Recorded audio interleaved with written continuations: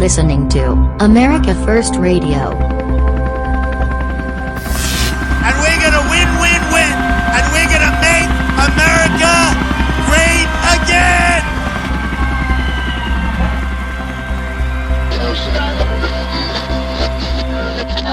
Here is your host, Paul Adams. What happened this morning in Detroit was pure bliss. It was almost divine. When Bishop Wayne T. Jackson placed the prayer shawl around Mr. Trump's shoulders, to me that was telling us that Mr. Trump is indeed President Donald Trump. This was a one-in-a-lifetime moment for Mr. Trump. I could sense it. As for Mr. Trump, as he speaks from the heart, as he speaks from the depths of his soul, he is connecting in a way that Hillary Clinton will never, ever be able to connect. Because she has lost her soul. She has no soul. The light is on, but there's no one at home. Her lies have made her into a super predator, and we all sense it when she speaks. I just want to stop here for a minute and tell everybody what an incredible honor it is for me to be part of this very historic election, to do my little part in creating, Twitter memes, podcasts, creating little videos, 1-minute videos.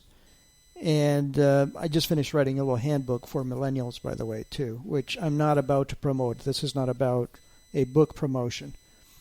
But I am deeply honored and humbled to be helping get Mr. Trump elected. Mr. Trump's speech knocked it out of the ballpark. We can sense the Lord is with Mr. Trump. He believes, as I believe, that we need to bless our black brothers and sisters. I don't see a color. The truth is that as a white man, I'm more colored than any black person. You see, I was born pink, and when I get upset, I turn reddish. When I'm cold, I turn blue. When I bruise, I turn purple. When somebody punches me in the eye, I get a black eye. When I tan, I'll tan either bronze or brown, depending on the tanning lotion. And if I don't use a lotion, I burn into lobster red. So I am proud to be the rainbow man. I think white people should be called the rainbow people. I know no color. There's only one color I know, and that is the color of love. I was married to 2 black women. Not at the same time, mind you. And I can see the world a little more clearly now. We need to join hands as Americans, not as Afro-Americans and white Americans or Asian Americans or Latinos or Italian Americans or Scandinavian Americans. We need to join hands as Americans and lift each other up. And I made a meme on Twitter today, which is circulating. The hashtag is Trump in Detroit. And it pictures, people in a lineup at a welfare depot. And it says, vote Democrat because despair and dependency keeps the Democrats in power. And on top of that, the tagline on top of it says, Mr. Trump wants to break the chains. He truly does. He wants to create unity, togetherness, and peace, along with prosperity. If Mr. Trump keeps reaching upwards and we keep praying for him like we've never prayed before, for him, for America, he will win. And there will be no weapon formed against them that will prevail.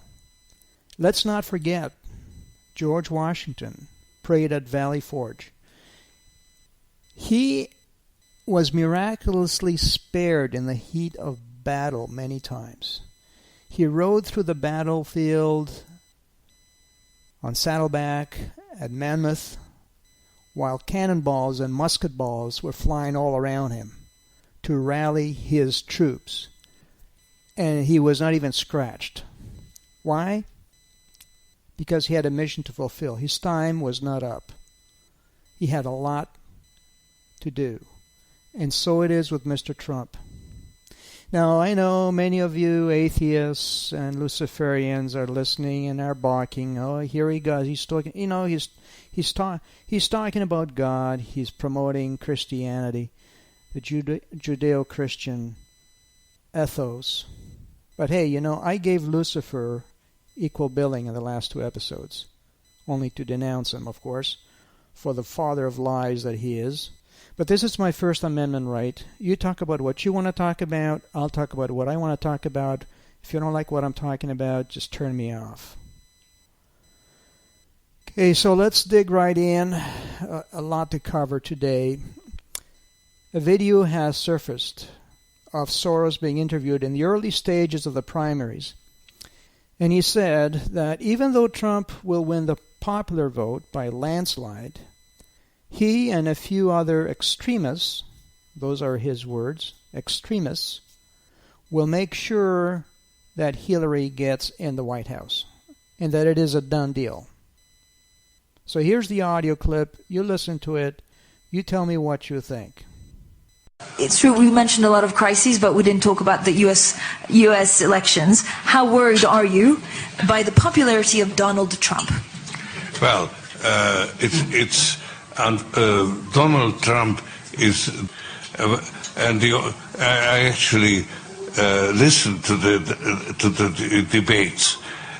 We discovered the Achilles heel of Western civilization, and they know that their days are numbered because there is no alternative except terrorism. So it turns the young Muslim population into a breeding ground for terrorists, because we are doing the work of ISIS and before that Al-Qaeda, but at the same time doing this from a very weak position. So this is the amazing thing in the world today, that the others, Cruz and so on, are doing the work of ISIS. And it's a very simple message. I found it difficult to resist it. It's because it's so harmful. The only thing that stopped me is death. And when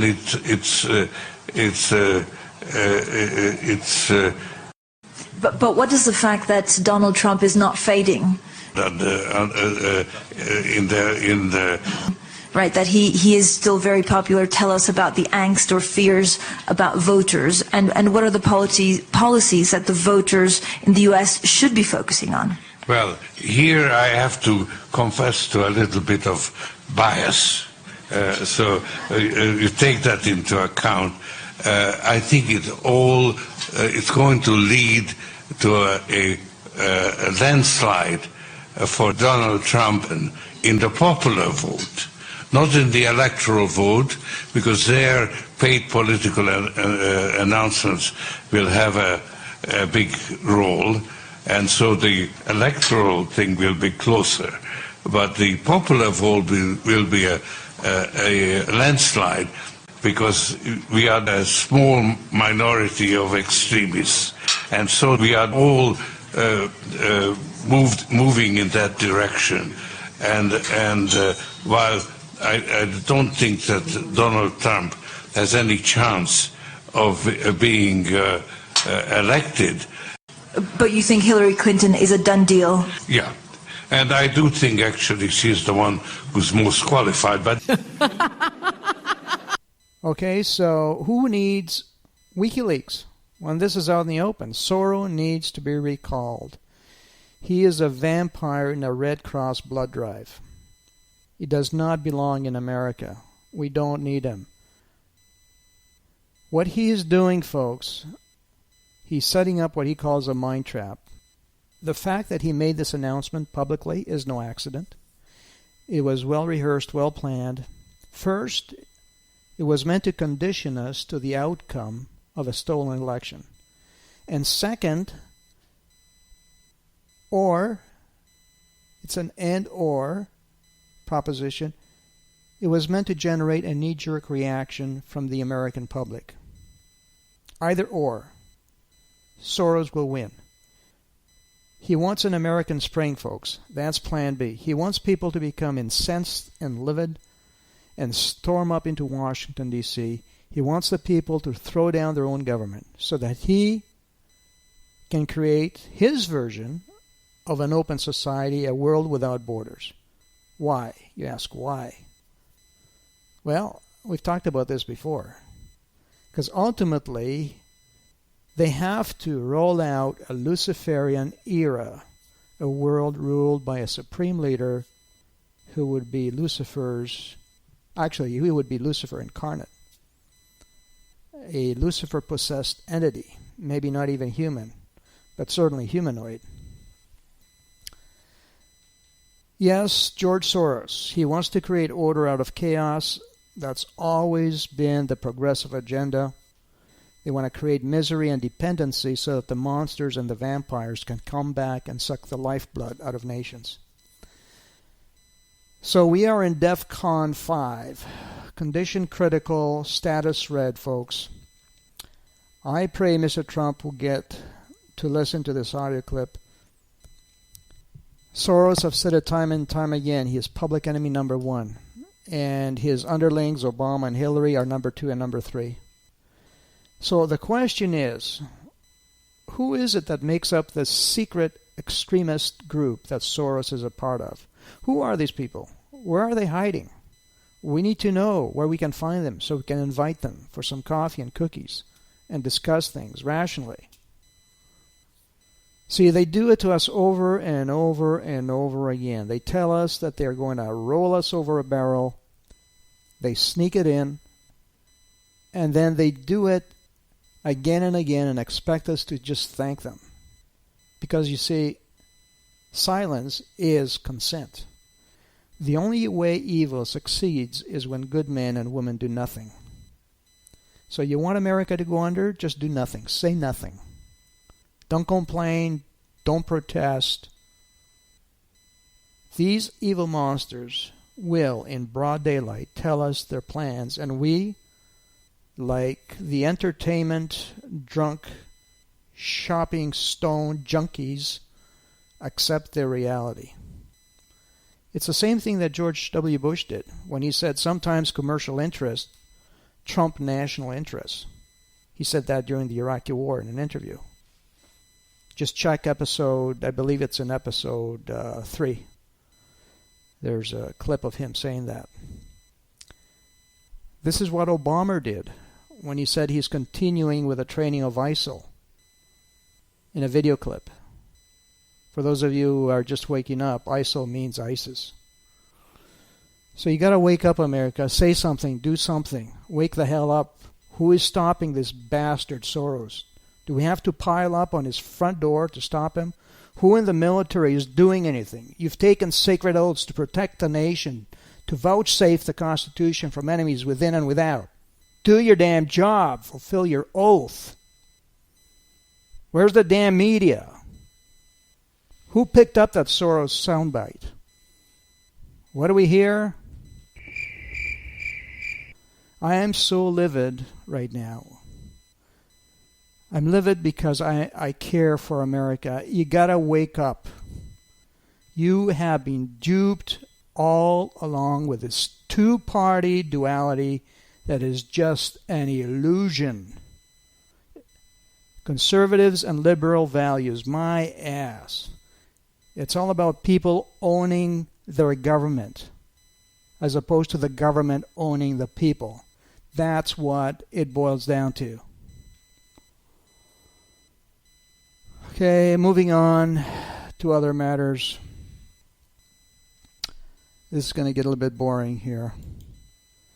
New York Post, New York Times, and ABC are going after Hillary for graft. Wait a minute. I thought they were propping her up. Something is fishy here. Oh, I see. The MSM is now acting like it is impartial, right? Like they're not biased towards Hillary. And why, pray tell, would they do that? Something just doesn't smell right. Oh, I see. It's because they know all the while that she will steal the election. Oh, how clever. That's why. That's why Fox News has Trey Gowdy discussing BleachBit, and why Hannity reports that Hillary sent classified emails even after she left the State Department. Oi, oi, oi, oi, what revelations. What are we going to do? This is too much truth pouring out. Oh, and you mean to tell me she still qualifies to run in this race, to run for President of the United States and to debate Donald Trump? Yep, there's been a lot of heat on Hillary lately. And that was right after I predicted it with a meme. I created a meme of giant piranhas underwater chasing Hillary, who was swimming underwater. And she says in a caption, public opinion has shifted. So something definitely is fishy there. But, you know, if you want to see the memes that I've created, you can either go to my website, which is at zip90210.club, not .com, .club. So that's ATZIP90210.club. Or you can reach me at Twitter at zip90210. I don't follow back always. I'm very, very selective. I don't have time, and I'm not in the mood to wade through thousands and thousands of tweets to find the nuggets. My timeline is a precious commodity. I'm very selective. And it's not personal, okay?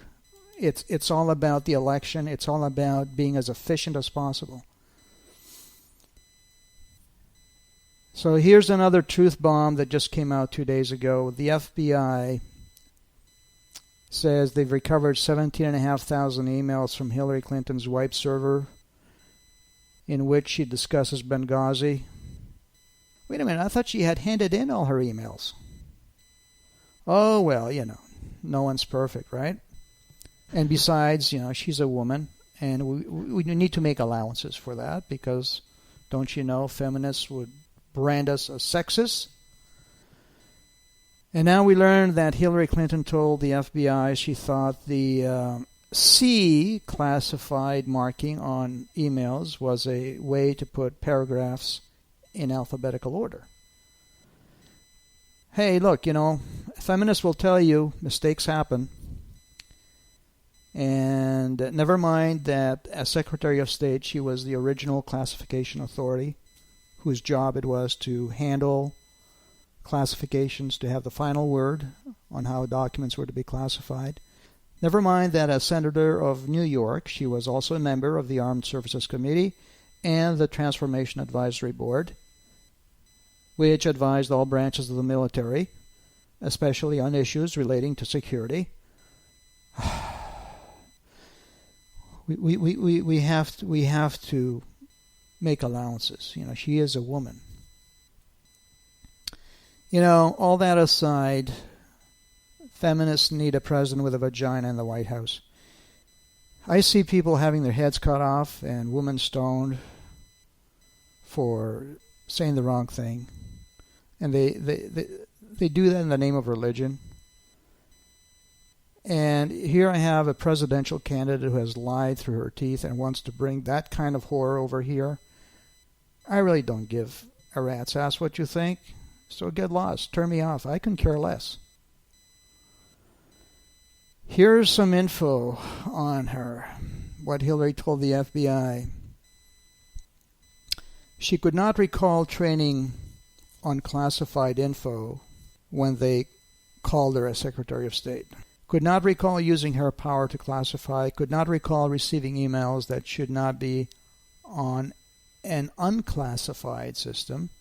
She could not recall briefings she received when leaving office because of her 2012 concussion. She told the FBI she thought the C marking for classified on emails was a way to put paragraphs in an alphabetical order. You know, you can't make this up. You can't make this stuff up. Is Hillary now in trouble after all this? You think? I don't know. Maybe. Oh, stretching it. Teflon Hillary. Wearing the Chinese model pantsuits to signal to her Chinese donors that once she gets in the White House, she will let China win a hot war and have them rise to be the supreme superpower of the planet.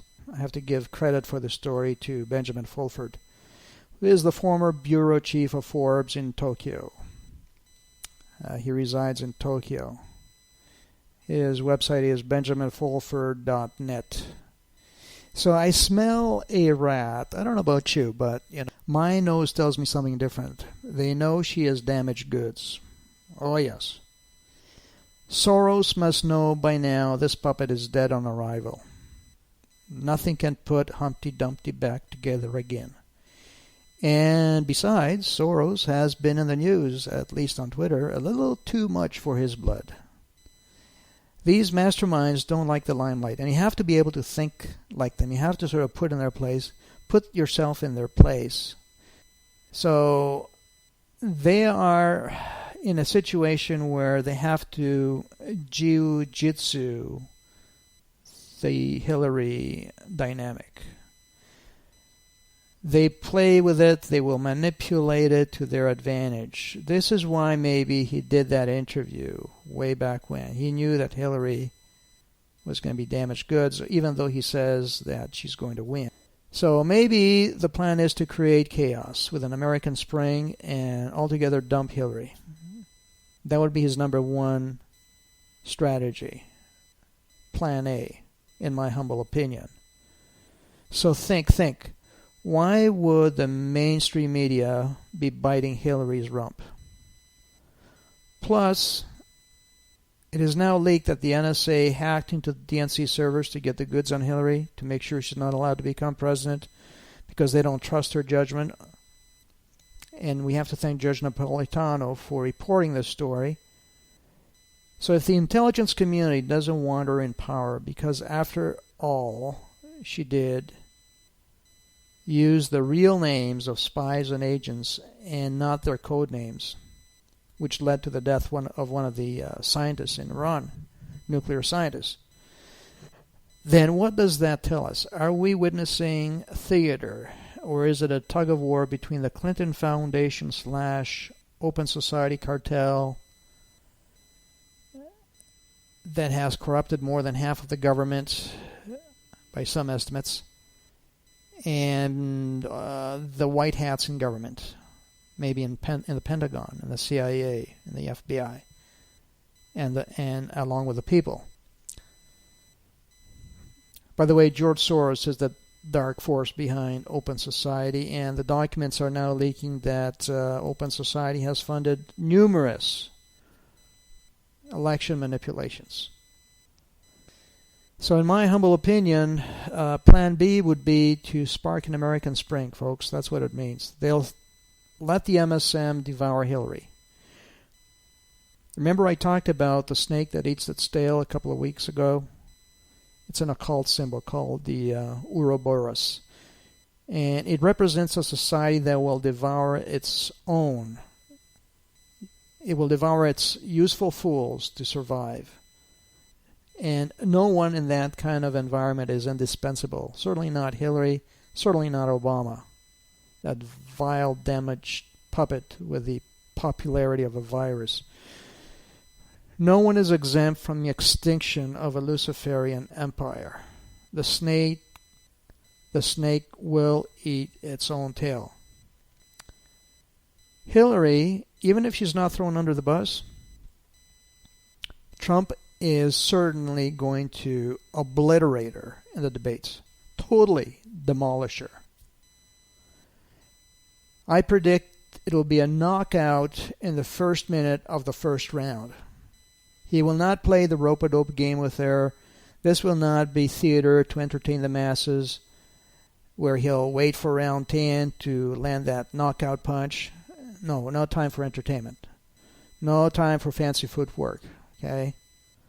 If I was in his shoes, at least that's what I would do. If I was debating her, I would broadside her with her crimes from the moment the bell rang.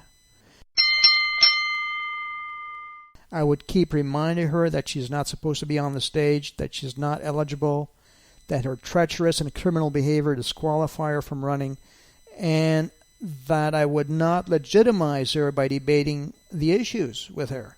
End of discussion. Her policies on issues are moot. And besides, her policies are scripted. They are the product of the marketing circus, the focus group mills, the speechwriter A-teams. And so what difference at this point does it make what her policies are? Hillary, I would tell her, you should be behind bars. You're a criminal. You should not be running for president.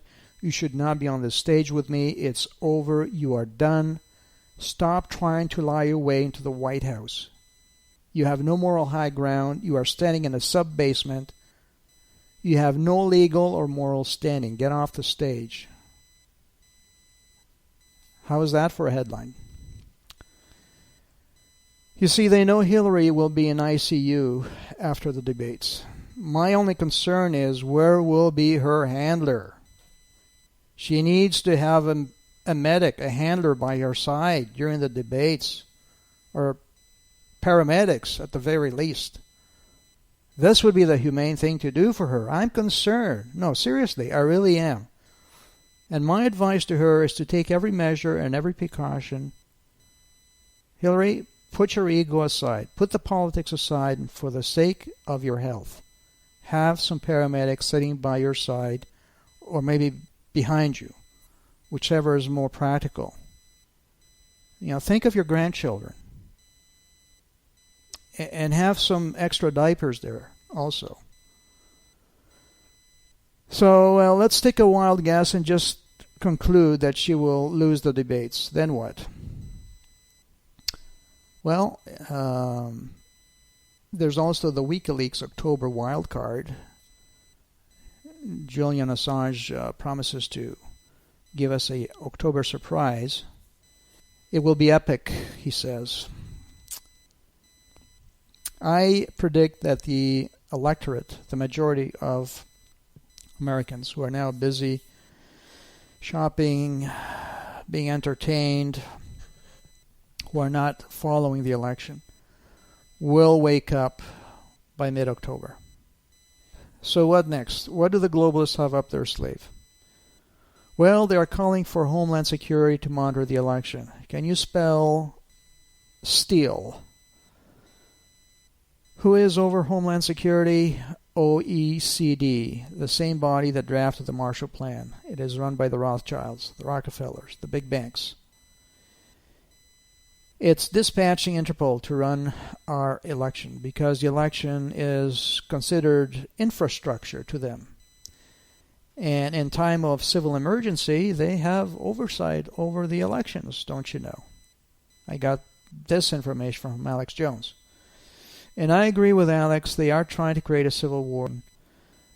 They will blame Russia hackers for stealing the election. There's always a patsy around the corner like a Harvey Oswald. My question is, where in the Constitution do we read anything about the definition of what constitutes a civil emergency and then what measures can be invoked to create continuity of government? What invokes the shelving of the United States Constitution? Where is that? What activates a shadow government or a global agency like OECD? And the other thing we find out is that the data center, which will count the votes, the data center that will count all the votes, is based in Spain, out of reach. Can you believe that? Mr. Trump, are you listening? Are you concerned as I am? I think you are. You know, this does not bode well. This does not bode well. It's a non-starter. Here's what we need. We need to count the votes here in the United States, and or we need IT engineers from both the Trump camp and the opposing camps, as well as we need international community inspecting and to test the voting machines now, ASAP, so that we can set benchmarks and then test them again on the day of the election, retest and calibrate. We need this done. But we can't allow Homeland Security. That's like letting the foxes monitor the henhouse. Okay, so if they can't steal the election, what will they do to create an American Spring? Because that is their end game, to either take America down with Hillary in the White House after they made sure the people knew the election was also stolen to create a revolt, just like they did with the DNC nomination, or they can take America down by suspending the election with a false flag that could paralyze the nation, a false flag that will make 9/11 look like a dry run, a beta test. At the same time, they could trigger a world war. As we speak, things are heating up in Syria and the Ukraine. The Soros Club could spark a nuclear exchange. They could trigger a domestic violence. They could detonate an EMP. They could tank the stock market. They could shut down the Internet. As of October 1st, the Internet will be regulated by the United Nations. They could do all of the above for maximum effect, a sort of shock and awe that will leave most people in a daze, paralyzed, helpless. Can you imagine what the world would be like without the social media, without Twitter? Never mind Facebook. I have deleted my Facebook account, but most of the communication backbone right now is Twitter for patriots. There's another online forum being developed. It's called Gab, G-A-B, but it's not operational. It's not active yet. So if they did all that, if the internet was shut down and Twitter was censored, it would take us back figuratively to a Stone Age era with no communications. See, in other news, we see that the DC Leaks website has been shut down and that the DC Leaks Twitter account has been suspended from Twitter. The website had previously released 2,500 internal Open Society Foundation documents, which include the vast global funding and manipulation of elections. See, Soros didn't see that one coming. What happened there, George? Your crystal ball went down? So now that he's exposed, he figured he might as well roll with it. We are praying for Alex Jones' safety, and we are confident Hillary or Soros will not dare to do anything to you, Alex. Also, now the Vatican has taken an active role. I guess knocking down the Johnson Law of 1954 came early for the Catholic Church, which by some reports has created Islam back in the day. It's not a biggie. Let's move on. The Pope is calling for FB censorship, Facebook censorship.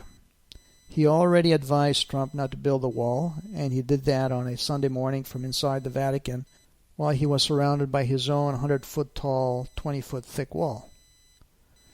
Since when is the Vatican involved in politics? Well, you'd be surprised. So we need to be vigilant, awake, and ready to counter if our liberties are assaulted. We cannot be hoodwinked. And this is what I want to stress most of all. Is we need to be awake and aware. At least let us be awake if they're going to take us down. Don't let it happen to us by surprise. And we must stay united as Americans. No room for racial divisions. No political party divides. No rich-poor divides. We are all Americans first and foremost. We all bleed red. We can't let martial law happen, because once our liberties are lost, they can only be restored through bloodshed. Us being awake and letting the elite know that we know what they're up to is powerful resistance. It forces their hand, like it maybe forced Soros' hand to go public with an interview. So we need to turn up our awakened state a few notches. See, the light bulb is turned on, but it's still slightly too dim. It needs to go from 50 candlelight to 10,000 candlelight. It needs to blind those rats. We are slowly doing it on Twitter. I'm not going to tell you exactly what we're doing, because I don't want the enemy to know. Let's keep it as a surprise.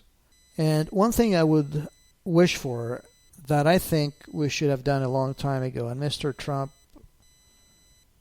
Trump's camp, if you're listening, please consider this proposal. We have enormous talent, an enormous talent pool. What we need is to coordinate with the Trump campaign. But can you imagine if you could access all of Mr. Trump's followers and have the memes broadcasted to them? Can you imagine the saturation levels we could reach? It would be a blitzkrieg, We are living in historic times, okay? It's a people's revolution. It's not just an election. It's a window opening up into an era of government that is of, by, and for the people. Direct democracy. And whenever I say that, I get, hyped up. I either get misty-eyed or I get emotional. It's a historic time, in a sense that America has always been a whole lot more than just jobs and national security. Although these are fundamental to the prosperity of the nation, they are not what distinguishes America. See, China has a booming economy, and it has great security. It protects its borders. But it is not the leader of the free world. China is a bully state, an imposter, an imitator, an expansionist state that would rather see Hillary in power to maintain the imbalanced trade with us. It is not a beacon of civil rights and freedoms. That calling, that mission, is relegated to America. And we all want to live long enough to enjoy a good job, to be in a safe community, to see our grandchildren grow up. But that's not enough. America is much, much more than that.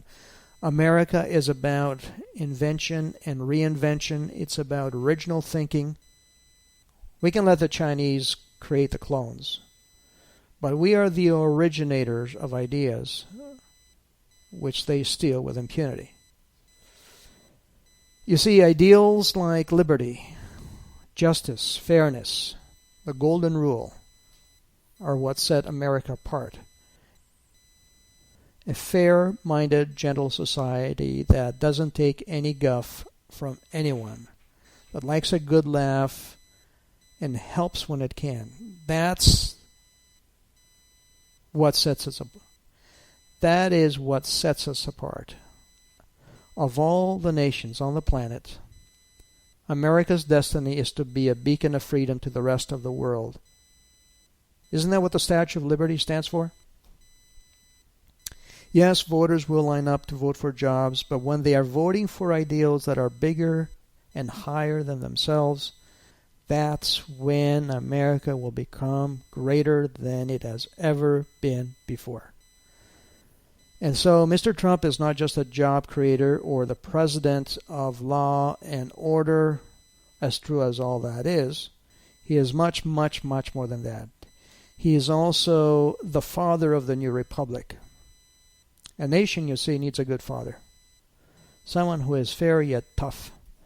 Someone who deeply cares and has the best interest of the people at heart, but judges justly. And judging by the children Mr. Trump has raised, he would be a fantastic father to America. I am 1,776% sure that he would make a great father. And that's a mouthful right there. So the rallying cry is to bring back a government that is of, by, and for the people. And I get emotional when I think of how America could transform itself, reinvent itself into a beacon of freedom for the rest of the world. The hashtag that keeps appearing again and again is Wake Up America.